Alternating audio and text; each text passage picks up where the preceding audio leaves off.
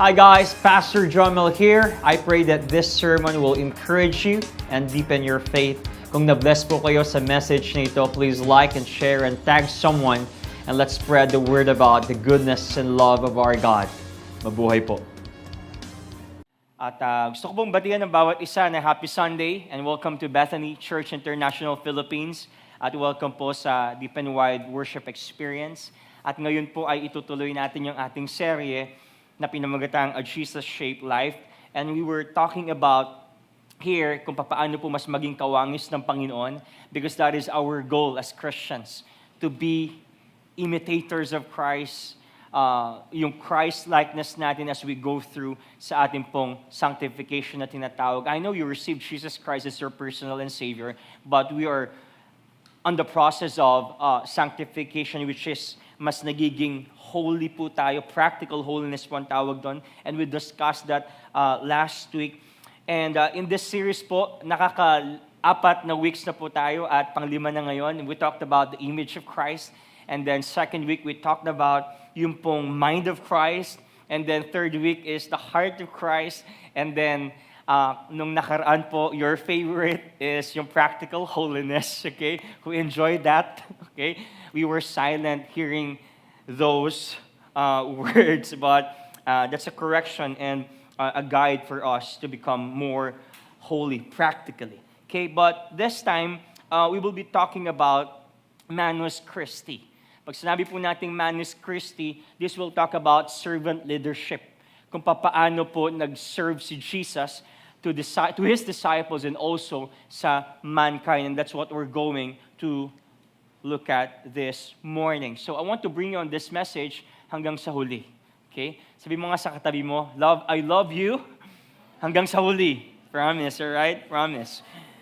Okay, pag sinabi po natin hanggang sa huli, it means till your last breath, di ba? Hanggang sa huling hininga ko, Pastor, even though my breath is not that good, I will continue serving you. Amen? At, mumug lang yan. But praise God, tayo po ay nandito at buhay pa. And I want you to open your Bible in John chapter 13, verses 1 hanggang 15. Ito po ang pag-uusapan natin ngayon. At alam ko po, pamilyar na po kayo dito dahil lagi natin ginagawa ito. Napakagandang pagmasdan. And I think this is one of your favorite chapters if you're going to read the gospel. Jesus washes the disciples' feet. Diba? And it talks about humility. Diba? Pag may mga go-to guy o may mga go-to accounts tayo okay, we talk about humility, go to John chapter 13. Now, para po mas maintindihan natin, yung chapter 13 po, dito po nagsimula yung tinatawag nating farewell discourse ni Jesus. Pag sinabi natin farewell discourse, namamaalam na si Jesus. At kung papansinin po natin, 13, 14, 15, 16, hanggang 17, ito yung farewell discourse ni Jesus. Kasi sa 13, hinugasan niya yung paa ng mga disciples niya. 14, pinangako yung Holy Spirit. And 15, I am the true vine, and blah, blah, blah, etc. And then 16, 17, nagpray ang Panginoon for Himself.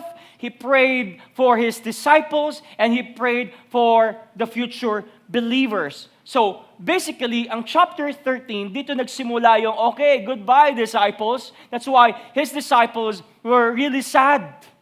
Jesus, really? Aalis na po ba kayo? And dito po sa chapter 13, kung papansinin natin ito, ang gustong gawin ni Jesus dito was to cleanse the community. Because He is establishing the messianic community. Pag sinabi nating messianic community, ito yung magpipreach ng gospel, kung anong ginawa ni Jesus for the mankind, and also who will plant the church at magiging simbahan sa sa hinaharap. So Jesus was cleansing and building and establishing yung pong kanyang messianic community. So which is His disciples, the 12 minus Judas. So now let me unpack this. We're going to unpack this chapter verse by verse, and we're going to appreciate this account as we talk about servant leadership. Now, in verse 1, it says here, let me read these verses for you and with you. Sabi po dito, now before the feast of the Passover, when Jesus knew that his hour had come to depart out of this world to the Father, having loved his own who were in the world, he loved them to the end. This was our devotion earlier. And I exhorted this to you. At nung pinaprepare ko po itong message na to, sobrang nakakalungkot. While I was preparing for this message, Lord, okay, John 13 ako. Babasahin ko itong scripture. Pag-aaralan ko to, I will read the context. Pero bungad pa lang, verse 1 pa lang. It was very emotional. Because it says here, alam ni Lord, ang mangyayari na sa kanya, alam niyo yung namamaalam na siya, Lord, guys, aalis na ako. This is it. Ipapako na ako sa cross. At okay, yes, 3 days, mabamatay ako, tapos mabubuhay ako after 3 days. Okay. But can you imagine this verse? Very emotional.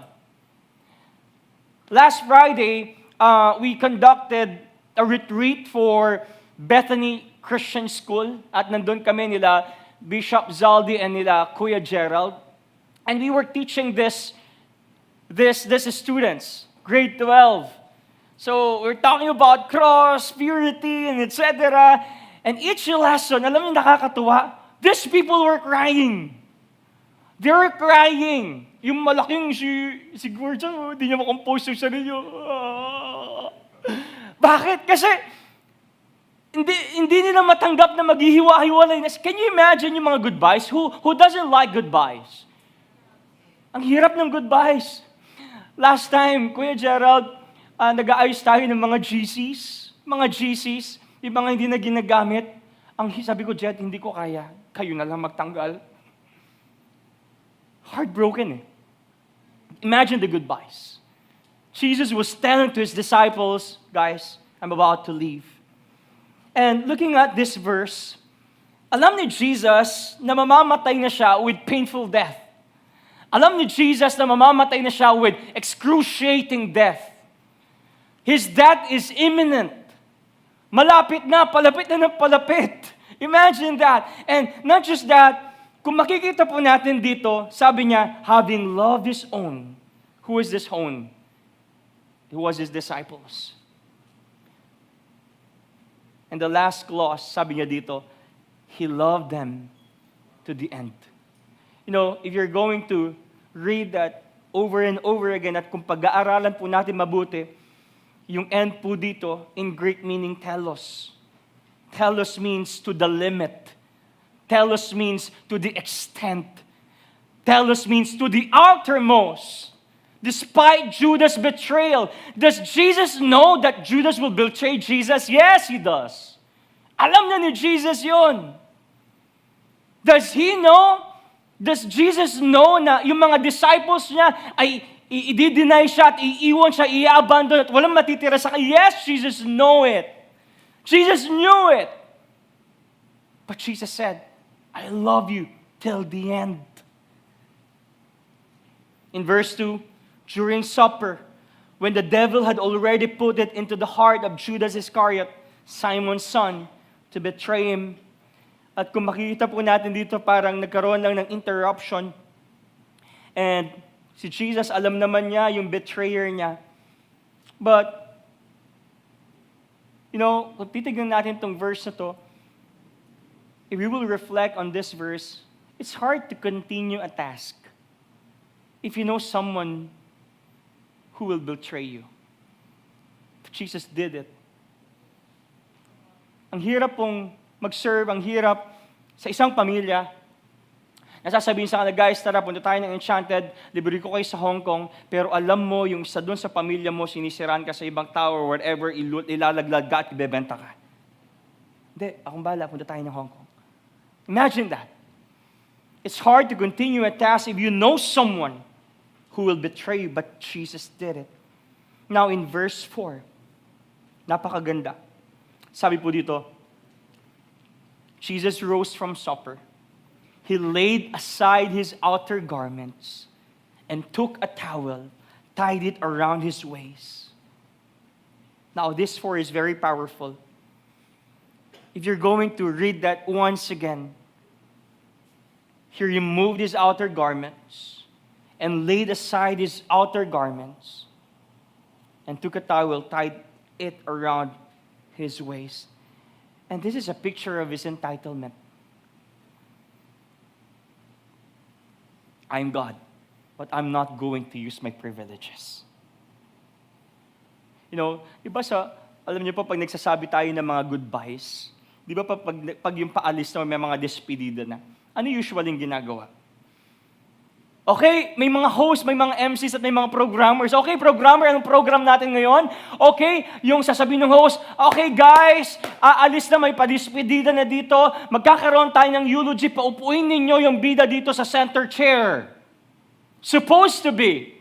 Tapos sasabihin ni Peter, you know what, Jesus, I really appreciate you kasi dahil trinain mo po kami at pinakain niyo po kami, ang dami ko pong natutunan sa inyo at ang dami ko na-witness ng mga miracles. O John, ikaw naman, anong sasabihin mo kay Jesus? Jesus, thank you kasi close tayo. I think akong pinaka-favorite mo and lahat ng ginawa mo sa akin, whatever.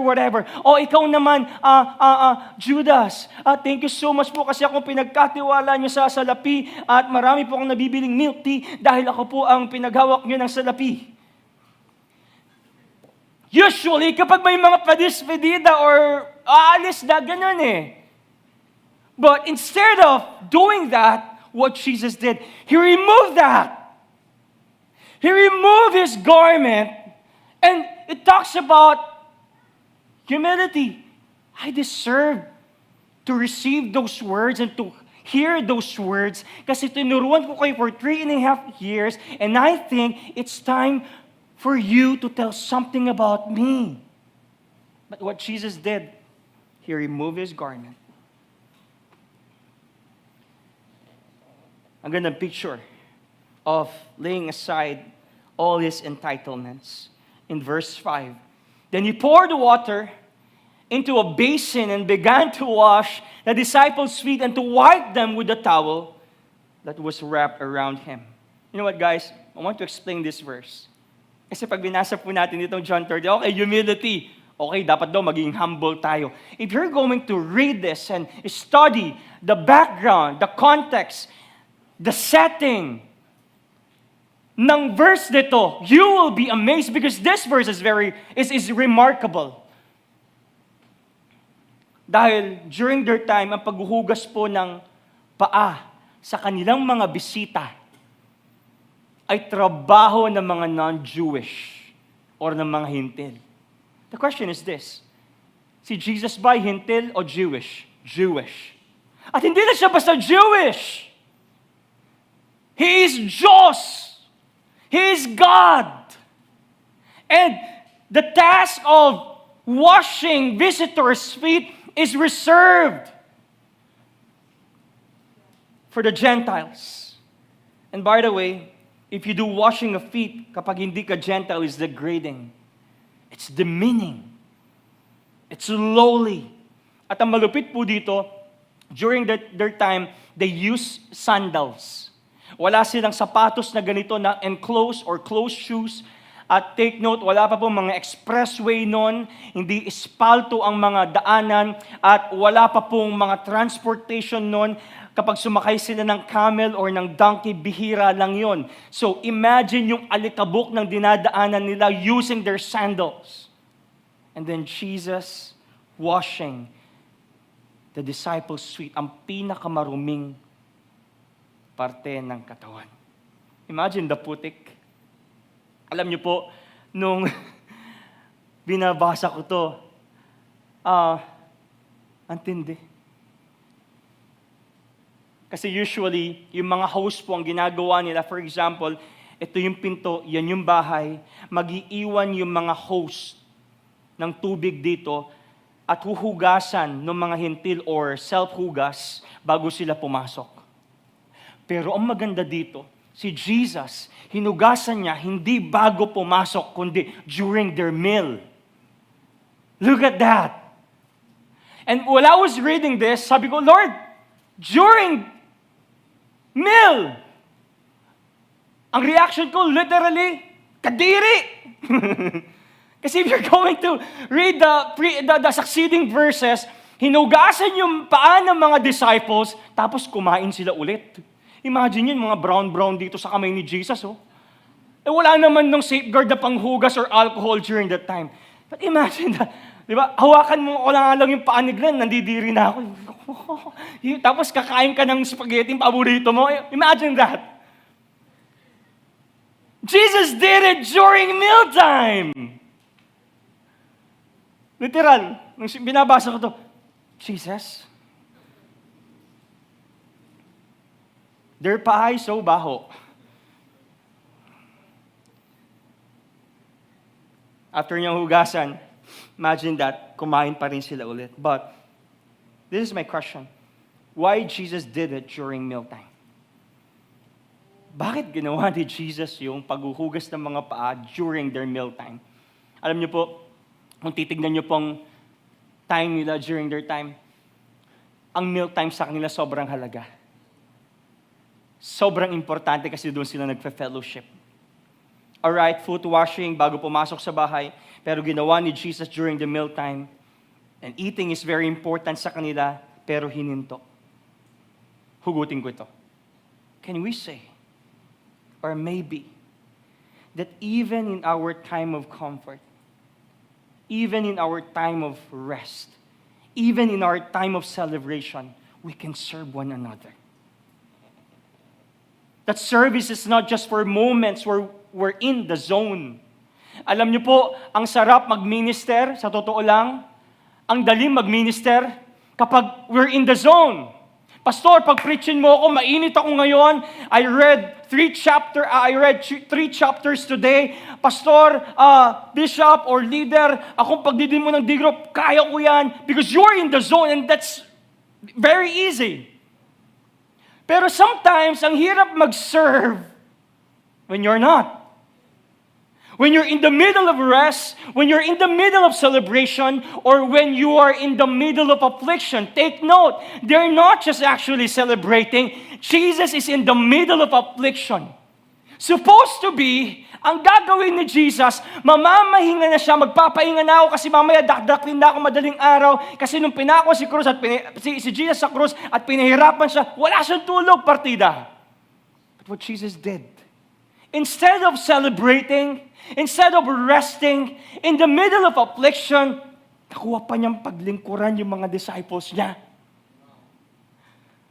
So serving one another happens even when we're in the midst of both celebration and affliction. You know what, guys? There are points. Ang sarap po mag-serve kapag nasa momentum tayo. Ang sarap mag-serve kapag everything is okay. Kumikita ka, laki, wala kang sakit, nasa momentum ka, I think we're seeing progress. Ang sarap mag-serve. But can you still serve? Can we still preach? Can we still sing? Can we still do ushering? And all this is stuff for the glory of God and for other people when things are falling apart. Jesus is in the middle of affliction. Jesus, yes, in the middle of celebration. Or Jesus is in the middle of affliction. Papatayin na siya eh. And this one shows that humility and serving God and people should be consistent, both in and out of season. Most of the time we are discouraged. Most of the time, we are frustrated, like I do, like you do. We're frustrated most of the time. We are discouraged most of the time. We're depressed. We're anxious. We're not that happy. Our parents are sick. Our grades are falling. You just broke up with your boyfriend or your girlfriend. But our calling is to serve God and one another both in and out of season. Kaya sa verse 6 po, nagulat si Peter eh. Yung ginawa ni Jesus during the mealtime. At Jesus, look at this. He came to Simon Peter, who said to him, Lord, do you wash my... Lord, teka, huhugasan mo yung pa ako? Lord, this task is reserved for Gentiles. You're a Jew, at Lord, hindi ka lang basta Jew. Diyos ka. At makita po natin dito yung lalim ng pagmamahal niya kay Jesus. Sometimes, dito, sa part na to, yun din yung naging lalim ng pagtutol niya. He is very sincere. He is devoted to Jesus. But his devotion led him to his objection. In verse 7, Jesus answered him, what I'm doing you do not understand now, but afterward you will understand. So si Jesus po, ang binabanggit niya dito at tinuturo niya dito, he's not just giving a lesson of service. Kasi makikita natin sa verse 14 mamaya, okay, nagbigay ako ng example, paglingkuran niyo yung bawat isa, but it's more than about service.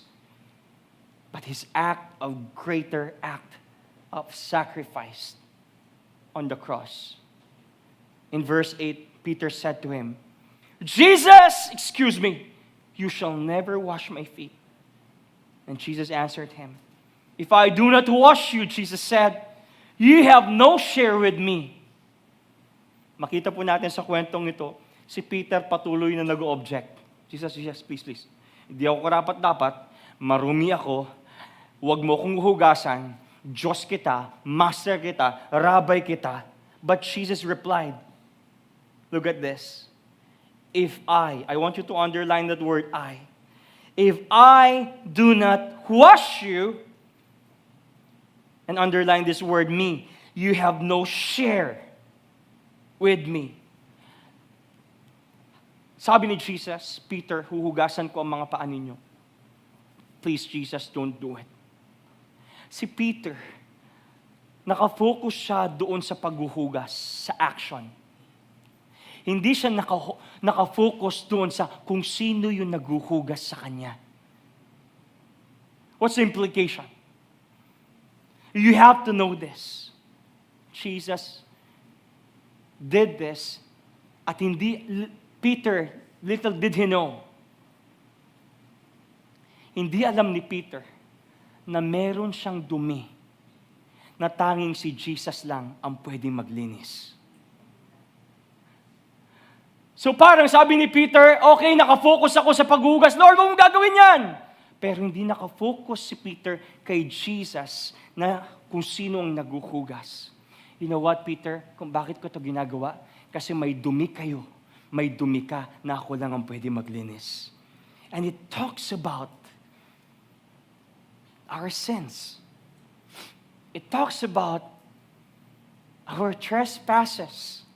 Nang tanging pwede lamang na maglinis ng ating mga kasalanan ay sa pamamagitan ng kanyang mga dugo. This is more than the act. It's symbolically saying, hey, you were dirty, and I want to cleanse you. So this speaks about the death of Jesus. In verse 9, Simon Peter said to him, Lord, not my feet only, but also my hands and my head. So foot washing symbolizes forgiveness of sins. And Jesus was talking about eternal life and union. Peter, I'm doing this because I want you to have a union with me. Now, what's the implication of this? Hayaan mong hugasan ka ni Jesus. Hayaan mong hugasan ka ni Jesus. Dahil may mga bagay po na siya lamang ang pwedeng gumawa sa buhay natin. Alam niyo po ako bilang pastor, and for sure kayo mga leaders, may mga tendencies po sa atin na ayaw natin mapaglingkuran tayo. Na parang tayo na lang lagi ang gustong maglingkod sa iba. Okay guys, ako nang bahala dito. Pero parang naiilang tayo na paglingkuran tayo ng ibang tao. At kapag feeling natin, kapag pinaglilingkuran tayo ng ibang tao, we're entitled and we don't deserve that kasi we're called to serve one another. Kasi sabi sa Bible, sa Mark 10, Jesus came not to be served, but to serve other people. And sometimes we deflect and we reject those service sa atin. But here's the thing. Kapag hindi po natin hinahayaan na maglingkod ang ibang tao para sa atin, you are not giving them the opportunity to serve. But what I'm telling here is this. Hayaan mong hugasan ka ni Jesus. Alam niyo po kung bakit? Kasi may mga bagay na siya lamang ang pwedeng magbago at magbigay. Allow Jesus to serve you. Kasi guys, siya lang yung pwedeng mag-fabricate at gumawa ng joy sa buhay mo forever. Siya lang yung pwedeng gumawa ng peace and love sa atin. And most of the time, we value our own washing. We value our own works. Because of pride, maybe. I can do this alone. I can plan on my own. But you know deep inside, it's a cycle. Lord, kaya ko to. Promise, tignan mo. I will create my own joy. I will travel. I will buy things. I will have relationships. I will create my own joy. But you know deep inside, it's a vicious cycle and you're not having that joy. Because the only person who can create joy in your life forever is the Lord. We create and fabricate our own joy, peace and success, and not letting Jesus work into our lives. Alam niyo po ang nakakalungkot madalas, no? Naplano na natin ang buong buhay natin. Gusto ko pag-graduate ko ng grade 12, ganitong gagawin kong kurso. At pag natapos ko tong kurso ng pagdodoktor, or na pag-architecture, ganito ako magtatrabaho, mag-aasawa ako ng ganitong edad, dito kami titira, at ito ang business namin, at dito kami magta-travel, at ganito ang mga anak namin, and whatever. And sometimes, wala nang room si Lord para gumalaw sa buhay mo kasi lahat planado na. At ang nakaka-bad trip dito, kapag yung plinano mo ay hindi nangyari, kasi ikaw ang nagplano. And you get frustrated, Lord, bakit? Sinisi mo kay Lord. Lord, bakit hindi nangyayari itong mga plano ko? Nagplano naman ako. But my plans are not happening. They're not succeeding. They're not flourishing and nurturing. Because that was your plan. Ang tanong ko kasi, nasan si Lord sa plano natin? Kaya minsan kapag bumagsak na tayo doon sa mga plano natin, sinisisi natin. There's a blame game. Lord, kala ko ba i-bless mo ko?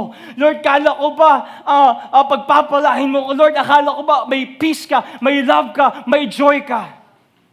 But the question is, do you delight yourself in the Lord? Even your plans. Most of the time, we get frustrated dahil po, ang ginagawa natin ay sarili nating plano pero wala si Lord sa picture. But in this statement, it's good to know na si Lord willing akong hugasan. Uupo lang ako, Lord, my job is to sit and trust you and wash me. In John chapter 13, verse 10 to 11, and you are clean, but not every one of you. Oh, look at that. Sabi ni Jesus, okay, hugasan ko yung paa ninyo. Sabi ni Jesus, and you are clean, referring to his disciples, minus Judas, but not every one of you. He was mentioning Judas. For he knew he was to betray him.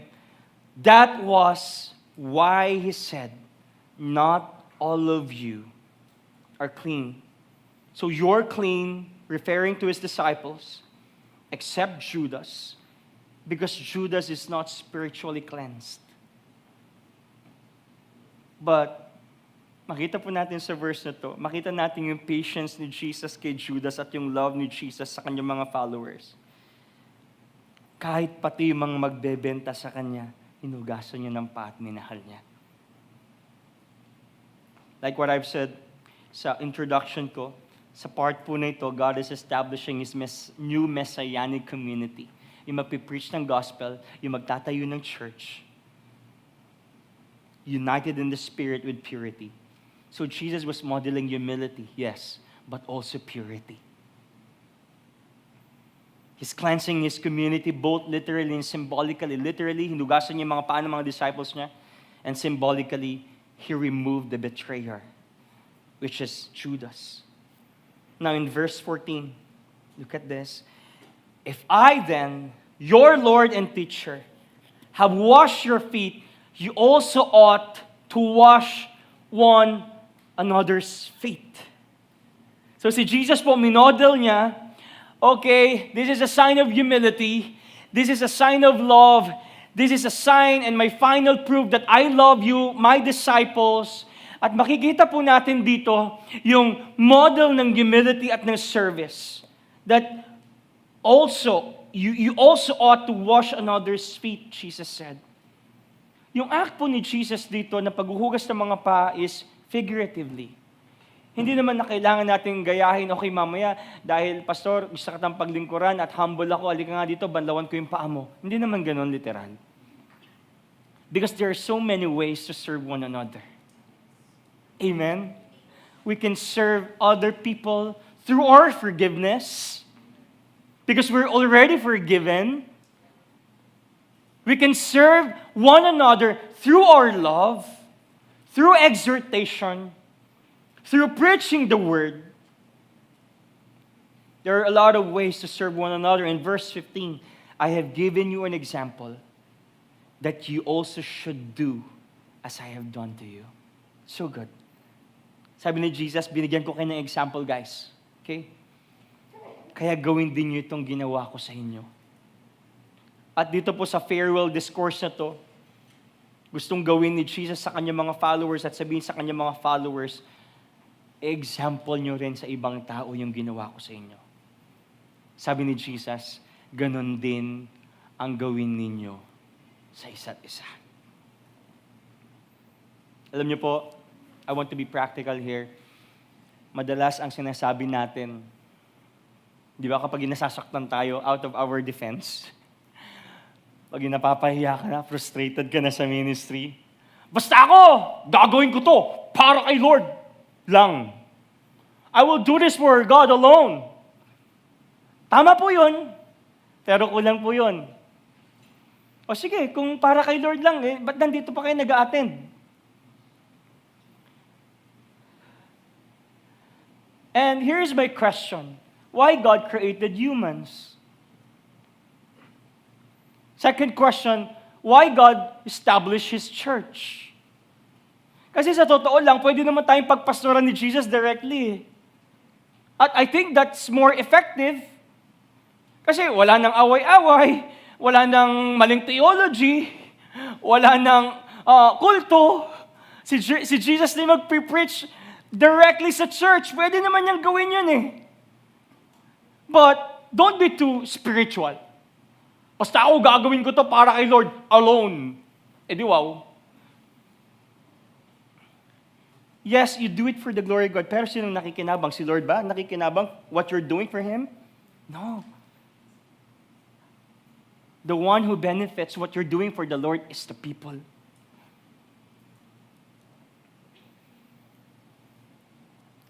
God uses people to show His love. To alam niyo po, mas na-appreciate natin yung kabutihan ni Lord kapag nakikita sa mga tao. Ay, grabe yung salvation ni Lord sa buhay mo at forgiveness ni Lord sa buhay mo, no? Bro, kasi dati ganito ako eh. Dati ganito ka eh. Pero ngayon, na-appreciate kita at na-encourage ako kasi grabe yung pagbabago ni Lord sa buhay mo. That's why, in the New Testament, there are 59 one another's. Now, my question is this. How can we serve and love one another? How can we serve and love one another? Practical tayo dito. Gumawa po ako ng 2 questions na sasagutin natin para po ma-remove yung notion na, ako, gagawin ko lang to kay Lord. Basta ako, pure ako, kay Lord lang. Diretso lang ako kay Lord. Wala nang iba. Isa lang at siya lang. Ito yung unang tanong na ginawa ko po. Pwede naman si Christ na lang mismo ang mag-lead sa church directly, di ba? Pwede yan o hindi? Pwede yun. Nung ginagawa ko nga itong preaching na to, sana nga, Lord, kayo na lang. Hindi na kami ma-stress. Mga leaders dito, yung mga members, or, kasi, it takes two to tango eh. O, pag maganda yung sinasabi ni Lord, okay, hindi ako tutulugan ng deep and wide, Lord. Okay. At, Diyos kayo, kasi for sure, pag Diyos kayo, maniniwala sila. Lahat ng sasabihin niyo, Lord, even correction and love and peace and whatever, lahat i-absorb nila kasi Diyos ka eh. Pwede naman yun, Lord, di ba? You can preach directly to the church with no intervening influences. Walang maling influences, walang prosperity gospel, okay? Walang offense, whatever. At sa tingin ko, mas magiging effective, to be honest. Mas magiging effective. And second question I need to raise is this. Why didn't he do it that way? Bakit di na lang niya ginawa yun? Now, here's the thing. Let me answer these questions. When we read the Bible, si Lord po, He loves to do things indirectly. Ulitin ko. God loves to do things indirectly through human agents. Let me repeat that. God loves to do things indirectly through human agents, meaning God really loves working through people. I want to give you an example. I want to give you examples. Moses. Pwede naman palayain ni Lord ang mga Israelita sa kamay ng Pharaoh sa Egypt ng isang sabi lang, lumaya na kayo. Pwede yun eh. Pero bakit gumamit pa si Moses ng isang taong bulol, ng isang taong murderer, ng isang taong tumakas para itakas itong Israelita at naglakbay ng 40 years sa ilang para lang makamit yung kalayaan at yung Kanaan. Why? Kasi kaya ni Jesus yun eh. Ay, ni God yun eh. One word lang, freedom! Mamamatay na si Pharaoh, mabibiyak na yung Red Sea. Kaya ni Lord yan eh. Wala nang 10 plagues. One word lang. Si God nga, di ba? Remember when He created the heavens and the earth? Isang salita lang eh. Magkailaw. Wala siya. Nakaupo lang. Magkaroon ng dagat. Magkaroon ng tutubi. Hindi niya pinabricate yun. With just one word. Hindi kaya ni Jesus yon? Kaya niya. But He used Moses. Second, Mary, the mother of Jesus. O ito, tanong ko kayo, oo o hindi. Pwede bang ipadala dito ng God the Father si Jesus na full grown na? Pwede. O di sana hindi na tumakas si Jesus pumunta sa templo sa kanyang mga parents, hindi na na-stress yung kanyang mga magulang, tapos hindi na siya dadaan na mag-aaral, tapos full grown na 30 years old. Hindi na kailangan magpabaptize, ministry na agad. Pwede yun o hindi? Pwede. Or pwede namang gumamit si Jesus ng mga propeta, ng mga hari. Imagine mo si God, papadala niya kaisa-isa niyang anak para patayin at pagduduraan at para murah-murahin dito. But He chose a young, humble woman to carry and raise the Savior. The apostles and the early church, ulitin ko, si Jesus, pwede naman siyang magpastor. Nakalagay sa Psalm 23, the Lord is my shepherd, I shall not want. Kung si Lord ang naging pastor, He is the good shepherd, He is the great shepherd, He is the best shepherd, He is the great pastor. At kapag meron si Jesus dito sa simbahan ito at nakikita natin, nagpipreach siya sa isang church at nakasatellite at napapanood natin, woo! Pwede naman yun.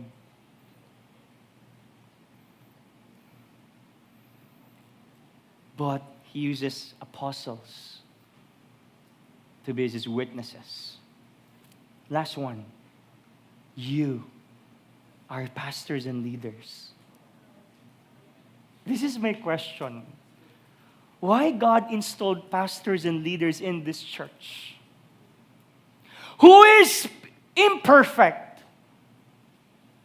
Who has anger issue? Who is paranoid? Who is matampuhin? Who is, I don't know. Why me? Why us?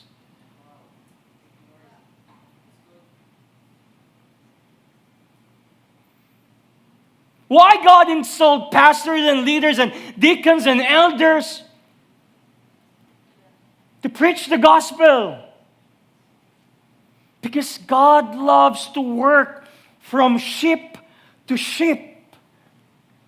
And every time nakakasalamuha natin yung mga ship natin, nagkakaintindihan tayo at merong understanding, and we have the opportunity to love one another.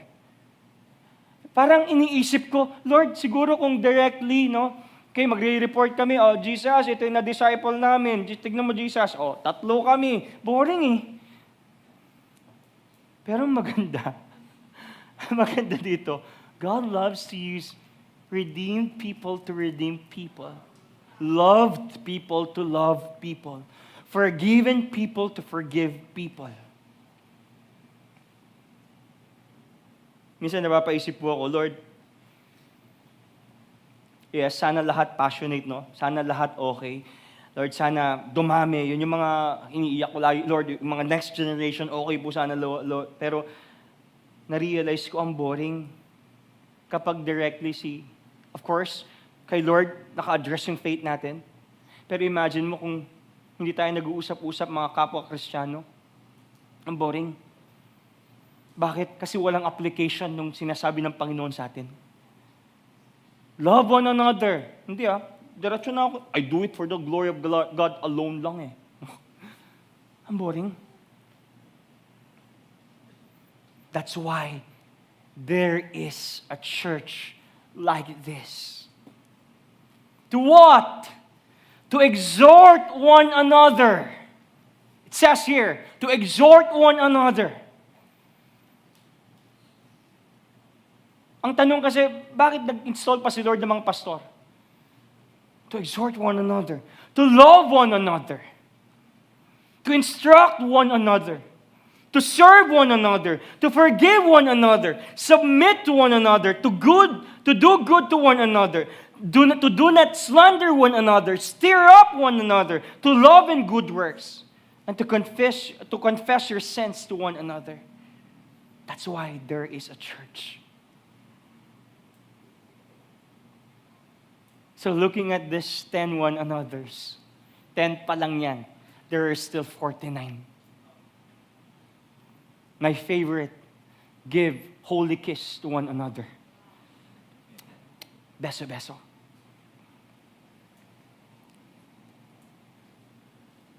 And the cheese is this: God lets other people serve and help you. Kaya po pala may church. I know we have a direct relationship with Jesus.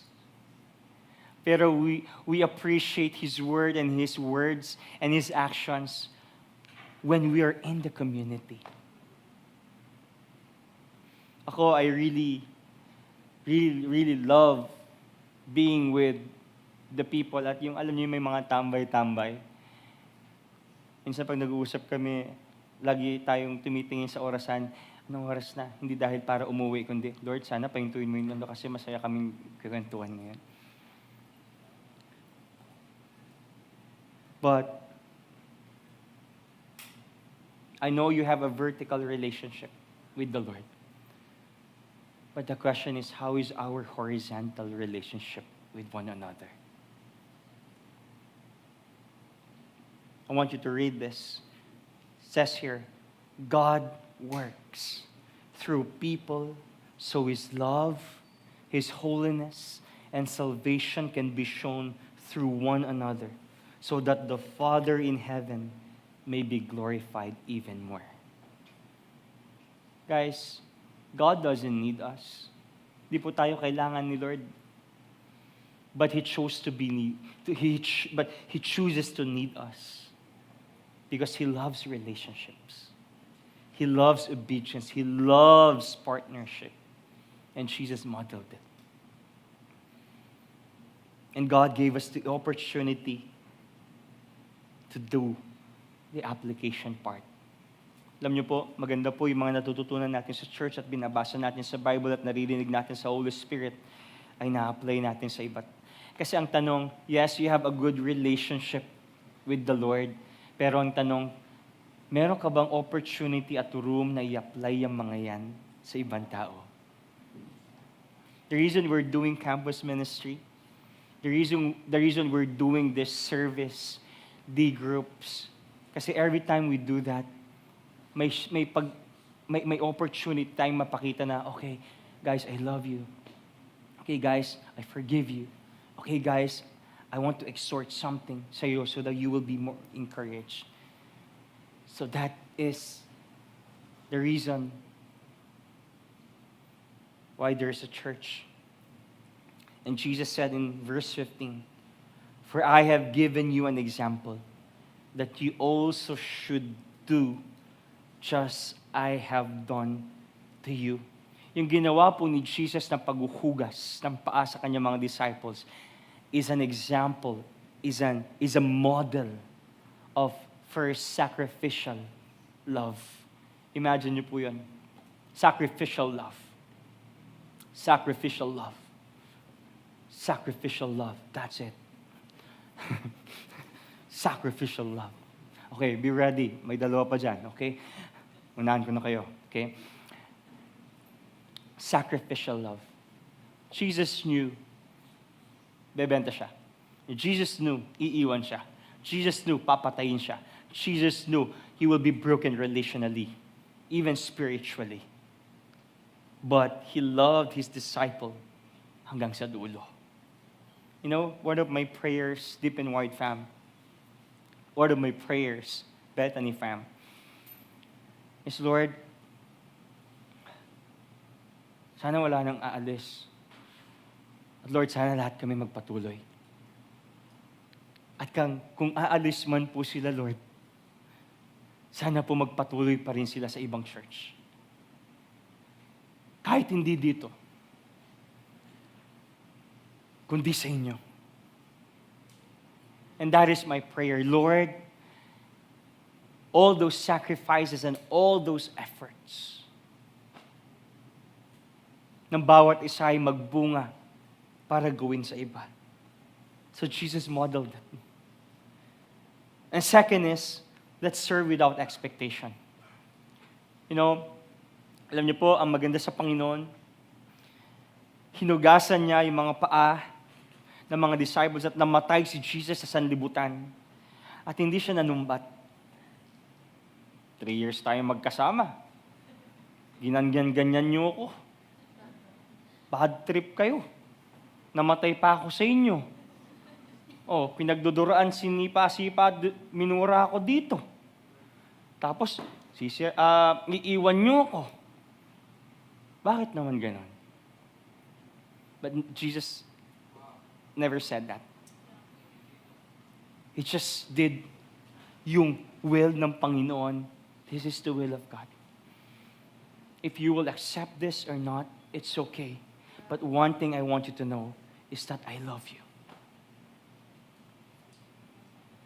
And Jesus also modeled that we have to glorify God through relationships. Yes, we're serving the Lord, but in between of our service to God is the people, so that God will be glorified. God is for God. We are here. God forgives us. God loves us. God blesses us so that He will be glorified. At sa bandang huli, sinabi ni Jesus, ng pagmamahalan natin sa isa't isa ay dapat gaya rin sa Kanya sa isa pang paraan. And what is that? What is that? That we may be called to lay down our lives for our friends hanggang sa huli. So my challenge to everybody here, mga kapatid, I know may mga pinagdadaanan tayo. I know may mga ginagawa tayo. And I know we are frustrated and somehow we're busy. But our calling is this, is to love one another until the end. Serve one another until the end. Hindi na po natin pwedeng ulitin yung sacrifice ni Jesus, but we can model His love and sacrifice at maging natural feature ng church community is to love one another and serve one another. So I want to tell you this as we end. Paglingkuran po natin ang bawat isa hanggang sa huli. At paano natin paglilingkuran ng bawat isa hanggang huli? To show love and to show forgiveness to one another. And as we exhort this every day, as we exhort the love of Jesus to one another every day, we're actually serving them. Can I invite everyone to please stand?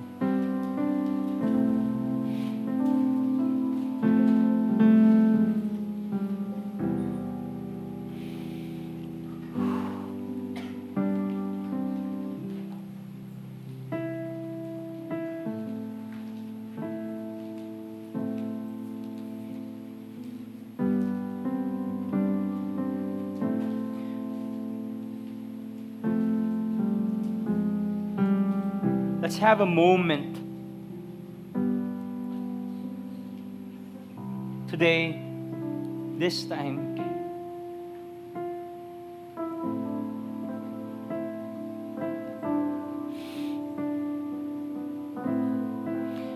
of remembering the goodness of God and remembering the efforts of this church. Our friends. Or maybe God is calling us. Son, bro, Jomel, sister. Who are those people you ought to love and wash? Who are those people who need to be served? Can you just reflect and honor God dahil that love naintindihan natin, na-absorb natin. And I thank God that there's a church like this. That Lord, thank you for giving us the opportunity to be your vessel.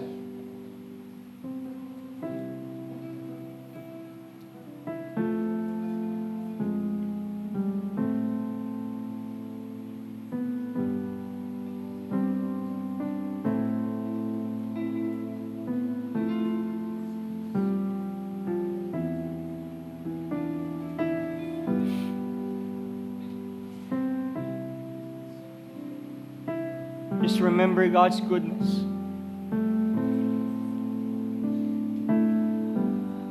Lord, thank you for loving me until the end. And I want to show that to other people as well. Lord, thank you for giving me the opportunity to love these people who are with me. And sometimes mahirap kaming kausap, Lord. And sometimes nag-e-effort kami. Yes, Lord, sometimes marami kaming iniisip. But I want to thank this church, God. I want to thank these members, these leaders, these pastors, God. These sheep na binigay niyo po sa amin. Na nararamdaman namin still yung love ninyo through them. And I appreciate you, God. I appreciate your God, your goodness.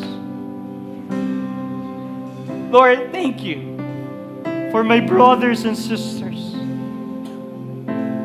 Thank you, God, for keeping them alive, and Lord, nagpapatuloy sila for you.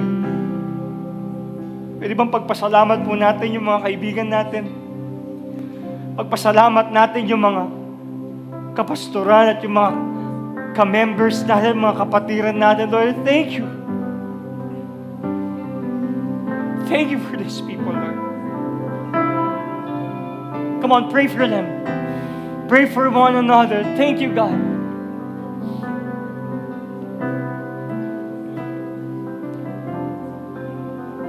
There are some frustrations, Lord, but thank you for sending these people. Because they keep on encouraging us, Lord. They keep on loving us. They keep on supporting us, God. They keep on praying and, Lord, confessing and exhorting and spurring.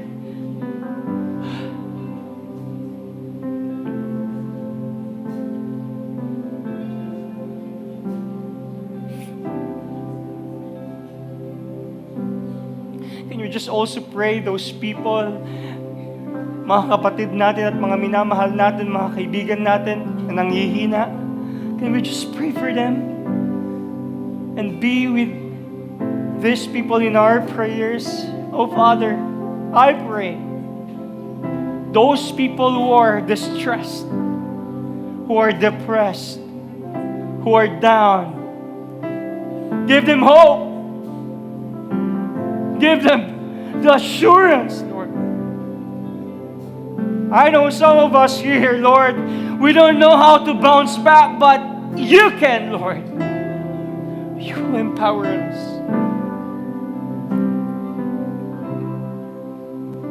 Thank you, God.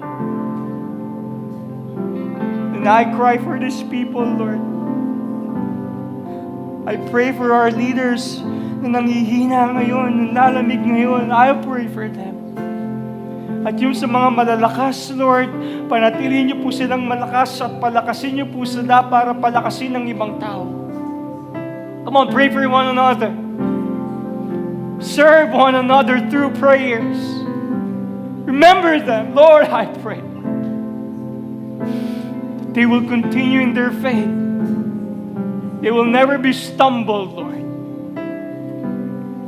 For the righteous man falleth 7 times, but they will rise up on the 8th.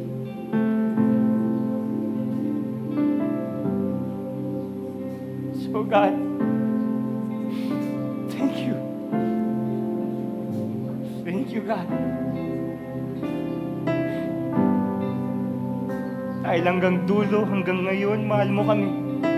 At yung pagmamahal na yon, that will keep us alive and, Lord, to drive and, Lord, to continue serving you and other people.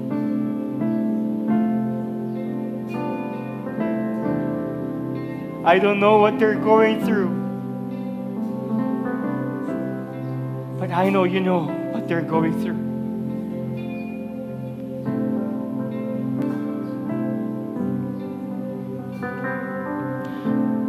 And before we sing, can you just humble our hearts and ourselves?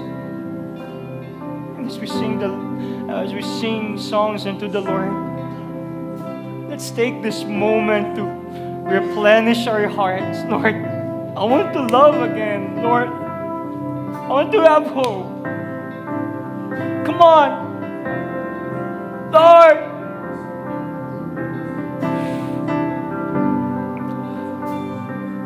And just feel His presence. Restore my heart. Bring back the fire.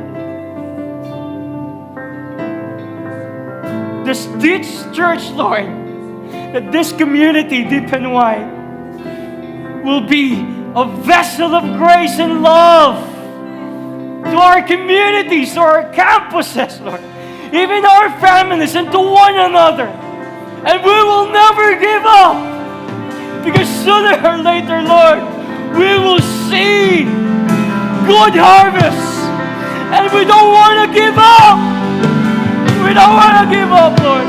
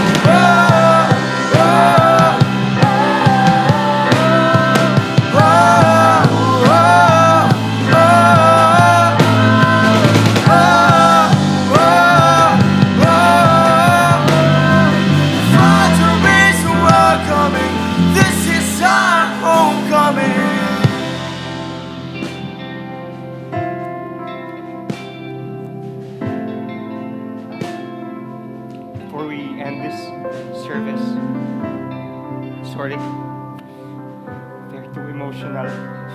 Because I really love this church. I really love this church. I love you guys. I love this church. I love this church.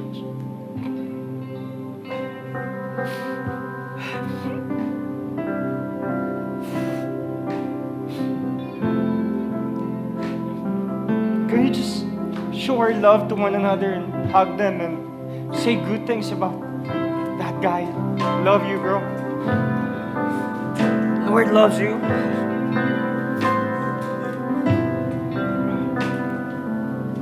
you.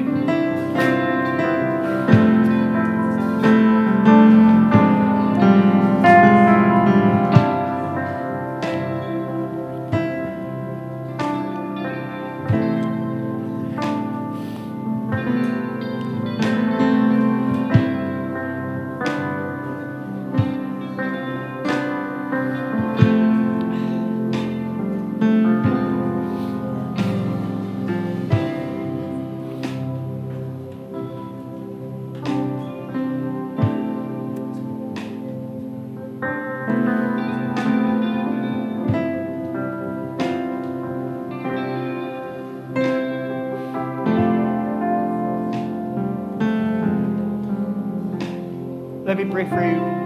Before I pray, pwede bang akbayan po natin yung kasama natin ngayon?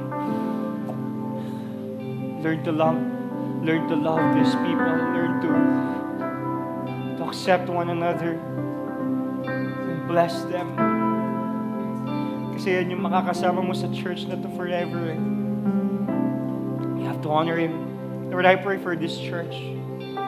Thank you for this wonderful church. Thank you for giving us the strength, giving us the power, Lord, to continue. Despite, Panginoon, sa challenges sa mundo, trials sa mundo, buhay kami ngayon. Mahal mo at nagmamahal, Panginoon. And I pray, God, that this church will grow. Yes, it's gradual, but what matters is we're growing, Lord.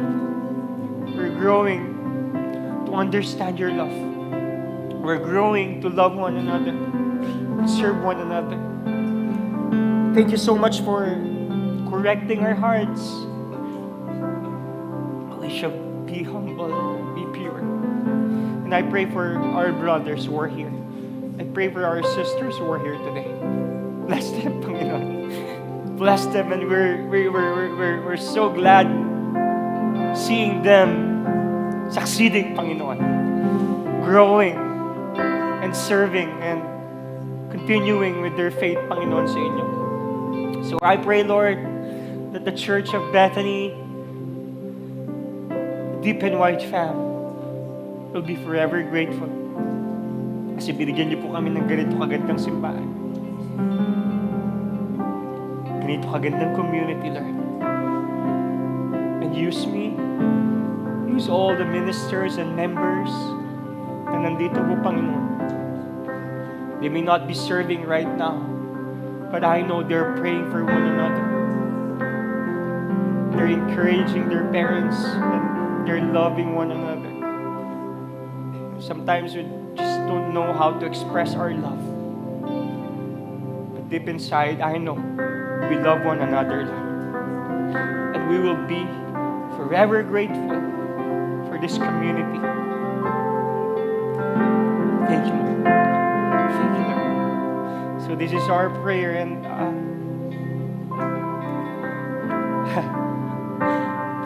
this prayer, Panginoon, of